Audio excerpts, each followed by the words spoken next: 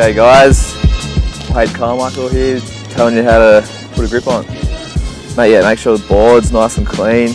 I usually just kind of put on there first and see where I want it. I get it right back to the leggy string hole, so you're right over your back fin.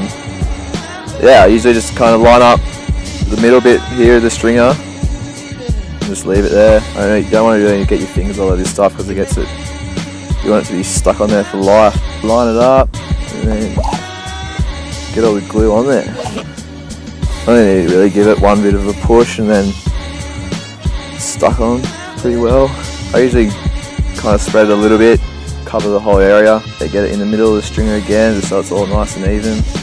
Same thing. Gives all the edges a bit of a push. So they're the first thing to come up, I guess. So I'll just try to get them down and it's usually good to go. Even it all out. That's ready to go.